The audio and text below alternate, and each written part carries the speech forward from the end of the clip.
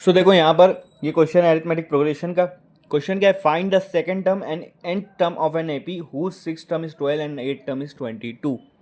एक arithmetic progression है जिसका सेकंड टर्म मतलब A2 और n टर्म Tn ये निकालना है। A2 या फिर T2 भी बोल सकते हो आप, T2 और Tn निकालना है। ठीक है, बहुत सारे लोग A2 और An भी बोलते हैं।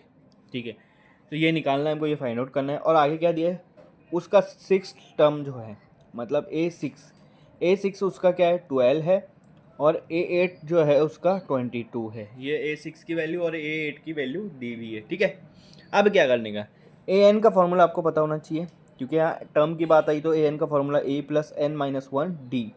अब यहाँ पर ना तो A है ना तो D है।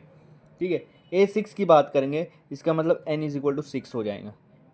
A प्लस एन की जगह पे 6 रखो, 6-1D। A6 की वैल्यू है 12, तो A6 की जगह 12, A प्लस 6-1 कितना होता है 5D। ये आपकी पहली इक्वेशन होगी, मतलब A+5D की वैल्यू क्या होंगी 12, A+5D की वैल्यू क्या होंगी 12। समझ में आया? हाँ। अब आगे बढ़ते हैं A8 के बाद। A8 ये भी आपका मतलब n=8 है, ये वाले में पुट करो n=a+n-1D में a प्लस एन की जगह 8 आ जाएगा बस। A8 की वैल्यू है 22 a प्लस 8-1 कितना होता है 7D। अब आप देखो यहाँ पर मैं 7D को ऐसा भी लिख सकता हूँ, 7D मतलब 7D है, तो मैं इसको लिख सकता हूँ 5D + 2D, क्योंकि 5 और 2 भी तो 7 ही होते हैं। ठीक है, 22 a+5D। a+5D की वैल्यू क्या थी 12, तो a+5D की जगह पे मैं यहाँ 12 लिख दूंगा, बचा क्या 2D। ठीक है, अब 12 को इधर लेकर आ जाओ आप, इधर आके 12 क्या हो जाएगा -12 हो जाएगा, इधर आके 12 क्या हो जाएगा -12। 22 - 12 कितना होता है 10 = 2D। अब मुझे क्या चाहिए, मुझे D चाहिए, इसलिए D के साथ जो है उसको दोनों तरफ डिवाइड कर दूंगा।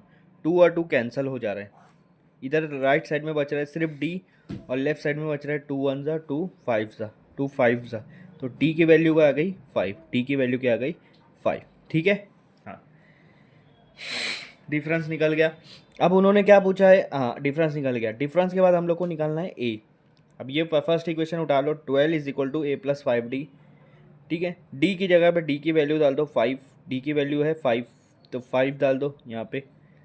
12 = a प्लस 5 5 का कितना होता है 25, और ये +25 इधर लेके आऊँगा तभी मुझे A निकलेगा, तो 12 - 25 +25 इधर आके -25 हो जाएगा। 12 - 25 कितना होगा, क्या करना है बड़े में से छोटा माइनस करो, 25 में से 12 माइनस करो 13 बचेगा, और बड़े की साइन माइनस, तो A की वैल्यू आएंगी -13।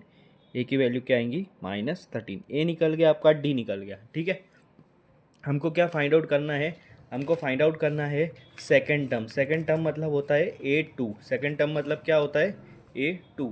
तो A की वैल्यू है -13, D की वैल्यू 5 जो हमने निकाला। हमको चाहिए A2, सेकंड टर्म बोला है उन्होंने, और n टर्म बोला है ना। सेकंड टर्म निकालने के लिए क्या करना पड़ेगा, a+n-1D का ये फॉर्मूला यूज़ करो।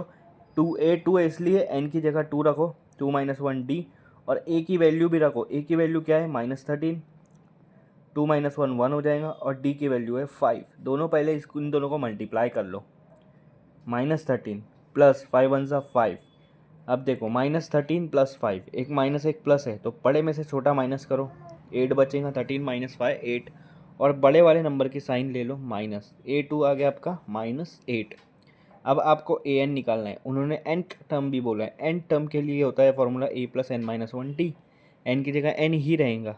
an = a की वैल्यू है -13, और n को वैसे का वैसा रखेंगे, और d आपका क्या है, d आपका 5। ठीक है, an = -13 प्लस n को 5 से मल्टीप्लाई करेंगे 5n, -1 को मल्टीप्लाई करेंगे 5 से, 5 1 ज़ा 5, और ये माइनस। अब आप देखो an -13 और -5 दोनों माइनस में, इसलिए दोनों को प्लस करेंगे। 13 और +5 18, पर बड़े की साइन माइनस है इसलिए माइनस, और ये बचा 5n। ये आपका आ गया n टर्म, ये आपका आ गया n टर्म। तो यहाँ पर सेकेंड टर्म भी निकल गया और n टर्म भी निकल गया।